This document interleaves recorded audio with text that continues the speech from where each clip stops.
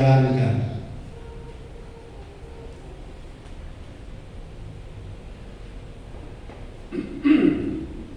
Yang membuat penerima 5, penerima 2 dan penerima 1 itu berbeda. Ya, bedanya di mana? Kalau penerima 5, penerima 2 dan penerima 1, dari hal menjalankannya bedanya di mana mereka? Siapa menjalankan, siapa tidak? 5 dan 2 menjalankan. Yang 1 tidak mengoperasikan. Sebentar saya tunjukkan sikap apa di belakang dari orang yang punya 1 talenta. Jadi Bapak Ibu Saudara, sudah saya tegaskan bahwa Tuhan percayakan bukan berdasarkan kemampuanmu saja, tapi pertama soal kemauanmu. Karena kemauan itu berhubungan dengan saudara menjalankannya atau tidak. Kan saya sudah bilang tadi, menurut kesanggupan atau menurut kemauan. Saudara masih ingat saya ngomong di bagian awal? Kalau saya punya 1 talenta ngomong, kenapa ini Tuhan ini kok jahat? Saya cuma dapat 1, ini dapat 2, ini dapat 5. Kenapa saya dapat 1? Saya bilang tadi, Tuhan Maha tahu. Tuhan Maha tahu begini. Sorry, sedangkan terkasih 1 ada dasar lu, apalagi terkasih 5. Tuh, kenapa? Mental. Katakan bersama mental. Mental itu soal kita suka atau tidak suka, itu mental kita. Dan kalau mental dihubungkan dengan suka menjalankan dan suka melalaikan, mental apa itu? Karakter apa? Ada orang yang suka menjalankan, ada orang tidak suka menjalankan. Jadi mental apa? Karakter apa yang saudara lihat? Hah? Oke, saya tanggung jawab. Tapi yang paling terkenal itu, ini dia suka bekerja, 1 tidak suka. Itu kata yang ada cari. Hamba yang malas, bentar lebih jahat. Berapa banyak hamba yang malas? Paling tidak ada 30% di seluruh dunia. Hamba-hamba yang rajin di sini bilang amin. Amin. Iya, yang bilang amin saja 100% itu.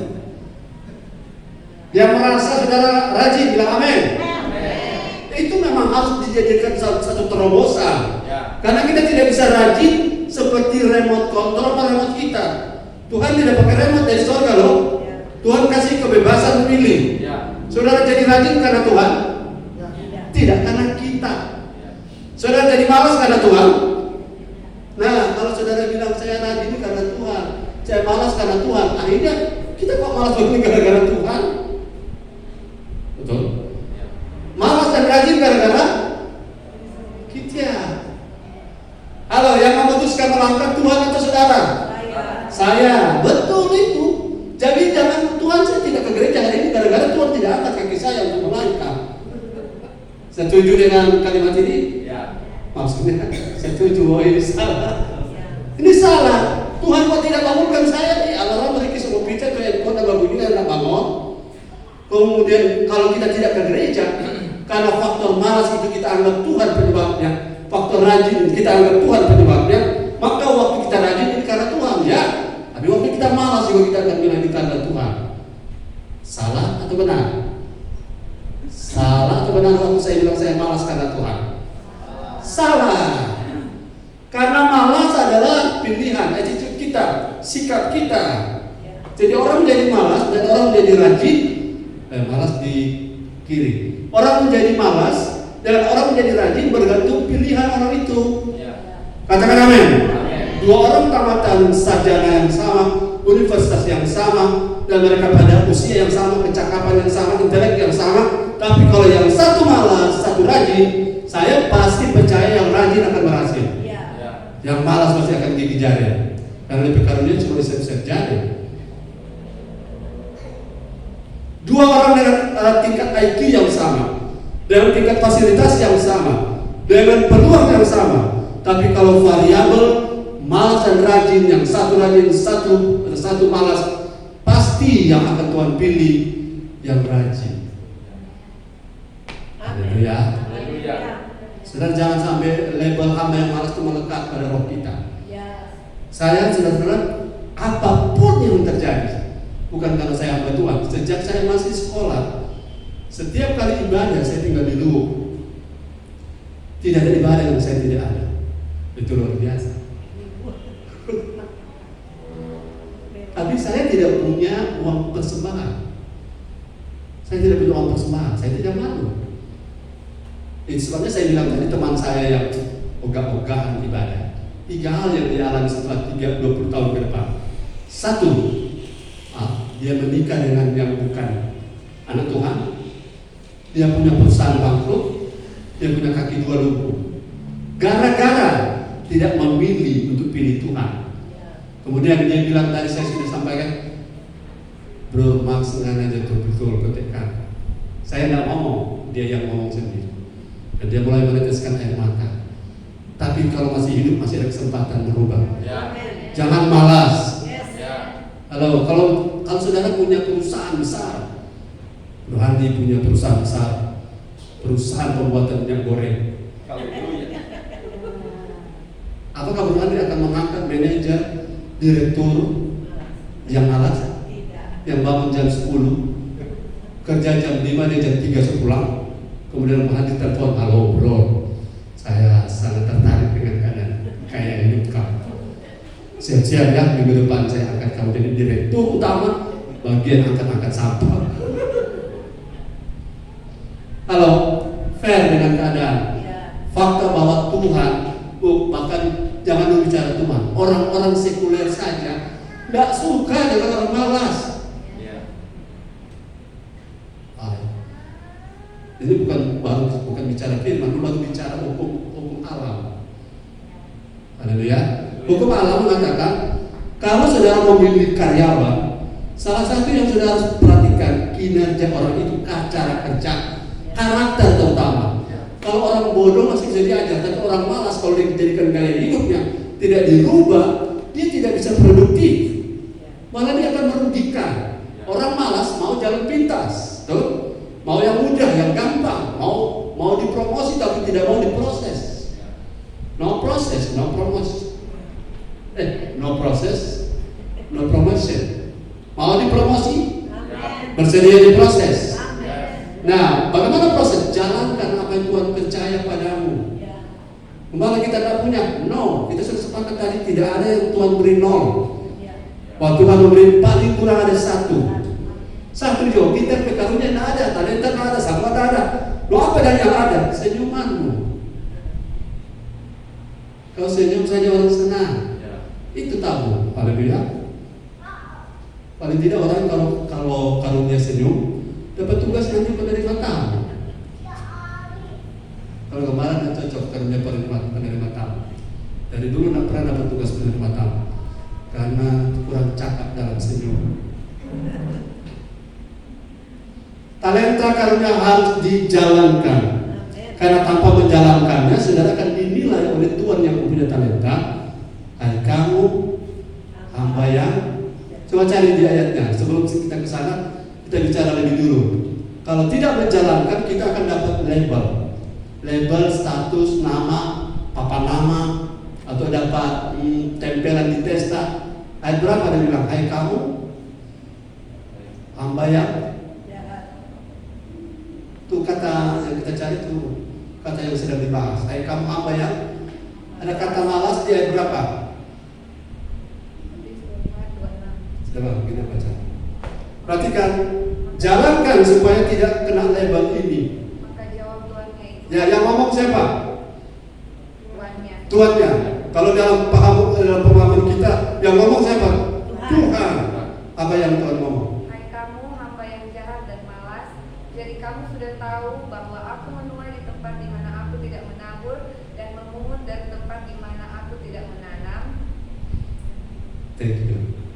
Hai kamu hamba yang. Jangan dulu yang pertama, yang kedua. Hai kamu hamba yang. Saya tanya, kenapa Tuhan yang ngomong kamu malas? Dari mana? Dari mana ketahuan bahwa hamba ini malas? Tidak menjalankannya. Kalau saudara seorang pemain musik, kemudian ditugaskan dan tidak bergairah, saudara lebih pilih dapat alasan untuk tidak main musik Saudara, puji Tuhan, saya kali ini dapat alasan untuk tidak melayani. Itu karakter yang Tuhan pilih padamu. Itu karakter yang sedang kau pelihara. Karena Tuhan yang kemampuan kecakapan musik, saya sudah bilang di awal tadi, adalah kepercayaan yang artinya bukan milik kamu sendiri, dan juga poin yang kedua adalah akan bisa diambil kembali, dan poin yang ketiga bisa dipindah tangankan kepada orang yang lain. Jangan lupa ada orang yang tadinya tahu sekarang tidak tahu. Kenapa? Tidak menjalankannya. Perhatikan, menjalankan talenta itu penting. Allah bisa karena biasa. Itu pepatah. Allah bisa karena biasa. Hal apa yang saudara selalu lakukan, lama-lama pisau akan makin tajam. Ya, saya tanya sebuah pertanyaan. Kita baru saja 5 selesai. Tapi saya sayang sekali kalau pelajaran ini terpotong-potong. Saya tanya, apa penyebab kalau seorang penebang pohon, hari ini dia bisa 10 pohon dia potong, hari selanjutnya dia potong 8 pohon, hari selanjutnya 6 pohon, hari terus akhirnya tinggal 2 pohon, hari terakhir dia tidak bisa potong 1 pohon pun. Apa masalahnya? Ya, jadi penyebab soalnya nak jaba asa, nak mengasah. Saudara boleh punya tenaga, saudara boleh punya waktu, tapi kalau saudara tidak melatih menajamkan talenta yang Tuhan beri, maka itu akan membuat engkau akan terkuras banyak tenaga. Kenapa? Kau malas menjalankan. Kalau saudara punya karunia, punya talenta main musik, dan sebulan engkau tidak sentuh-sentuh alat musik, dan 1 tahun engkau tidak sentuh lagi, waktu engkau memulai, engkau seperti mulai dari nol, karena engkau tidak menjalankan kepercayaan Tuhan. Katakan, jalankan. Operasikan. Jadi kalau saudara misalnya tukang tebang pohon, kau cakap tebang pohon dan dapat order, ayo tebang pohon kami membangun rumah di lokasi ini, dan saudara bilang, saya malas, saya tidak ada waktu. Apakah orang itu akan tetap memanggil saudara? Mereka akan apa? Cari yang lain. Itu sebabnya kepercayaan, talenta adalah kepercayaan dan bisa dipindahkan. Kalau Anda tidak mau, Tuhan akan mencari orang lain. Saya tidak mau itu terjadi pada kita. Katakan amin. Saya tidak mau saudara orang bilang Tuhan itu mata. Karena faktor tidak mau, faktor tidak bisa dipercaya pertama, kedua faktor tidak mau, ketiga faktor apa? Yang terakhir, faktor malas. Bila kita jangan malas.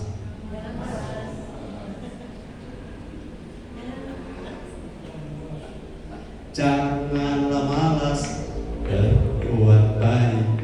Janganlah malas berkata baik. Janganlah jemu, kan sebenarnya sama.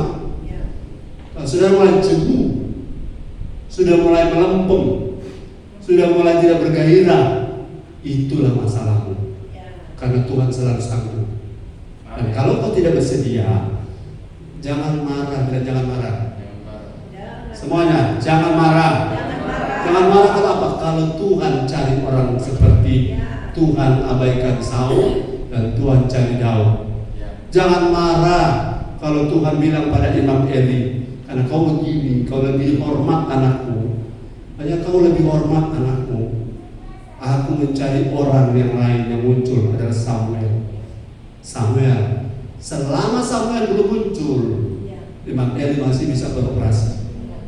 Selama Daud belum muncul, Saul bisa bergaya-gayaan di atas. Tapi sampai Samuel muncul, sampai Daud muncul, selesai Imam Eli dan selesai Raja Saul. Saya tidak mau saudara selesai gara-gara ada orang yang Tuhan sedang bawa ke sini dan Tuhan sedang persiapkan, karena bisa dipercaya orang itu mau, haleluya, dan orang itu tidak malas. Otomatis kita secara fair, manajemen umum mengatakan jangan angkat orang yang jadi manajer yang malas. Kalau saudara angkat, saudara akan bunuh diri.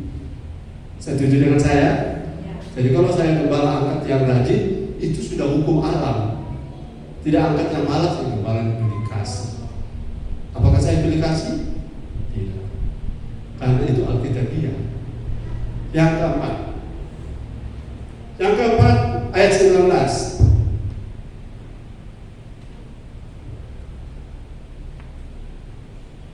Firman Tuhan, lama sesudah itu pulanglah Tuhan hamba-hamba itu, lalu mengadakan perhitungan dengan mereka.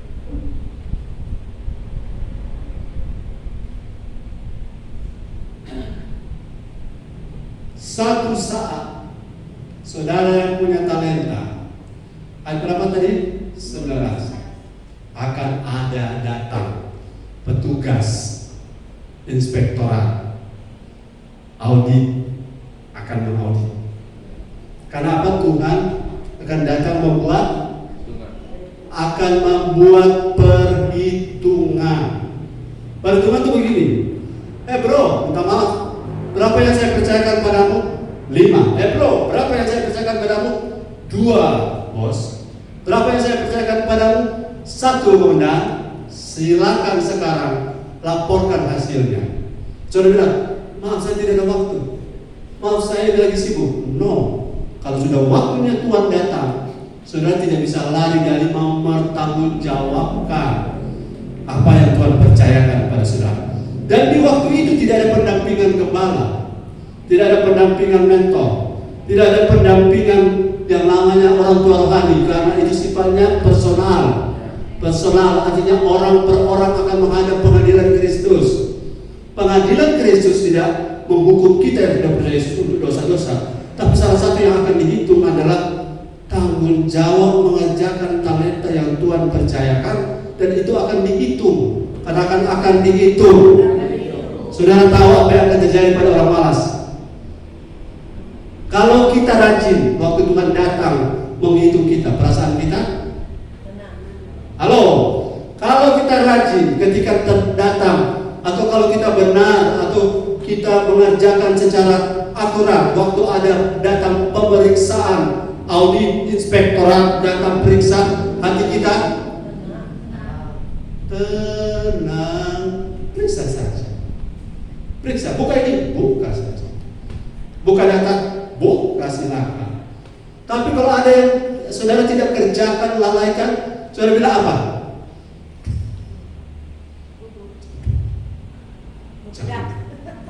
Nah, apakah Tuhan bisa saudara simpan data dan Tuhan tidak dapat data? Tersembunyi di mana Tuhan langsung putar seperti pengadilan, nanti seperti televisi. Saudara akan lihat apa yang saudara buat seperti CCTV dibuka kembali. Saudara akan kelihatan waktu itu. Karena saya bicara talenta, jadi konteksnya ini memang bukan level orang-orang yang penggembira ini level yang istilahnya para minister, para pelayan-pelayan. Ini level ini, katakan level minister. Ini bukan level believer penggembira. Saudara, satu saat Tuhan akan datang dan akan mengadakan perhitungan. Yang dia hitung pertama menyangkut apakah kita menghargai apa yang Tuhan percayakan, apa yang dipercayakan apakah kita hargai, itu Tuhan hitung. 2, apakah yang Tuhan percayakan kita jalankan atau telah hasilkan sesuatu. Yang 3, apakah yang Tuhan percayakan talenta itu telah diperlakukan dengan benar. Halo, saya tanya, waktu yang 5 ini dapat, dia bikin apa? Yang 5 dapat talenta, dia apa? Dia lipat gandakan, betul? Kemudian yang dapat 2 dia apakan? Dia sama, dia lipat gandakan. Tapi waktu yang 1 dia apakan? Dia kubur, dia simpan. Nanti belakangan karakternya dilaporkan. Saudara-saudara jangan simpan karunia talenta, bukan talante. Karunia bakat kecakapan yang Tuhan percayakan padamu. Karena satu saat Tuhan akan datang membuat perhitungan. Dan kalau kita telah mengerjakannya dengan benar, saudara, saya ingin tidak terlalu peduli dengan orang bilang, wah hebat, kita Max, bisa ngajar. Bukan itu urusan saya. Urusan saya adalah menjalankan agenda Tuhan. Entah orang mendengar atau orang tidak mendengar, itu bukan urusan saya. Urusan saya adalah mengerjakan, mengoperasikan, menggandakan apa yang Tuhan Tuhan percayakan pada saya. Orang bilang saya mungkin bukan, tidak bisa itu, tidak bisa itu. Orang yang lain bisa hebat di sebelah, orang dengan cara mereka, itu bukan urusan saya. Karena saya sedang mengurus apa yang Tuhan percayakan pada saya. Orang lain bisa pakai gaya begini, gaya milenial, gimana tuh gaya? Saya pakai gaya tahun 60-an, no problem. Yang penting kita menjalankan agenda Allah.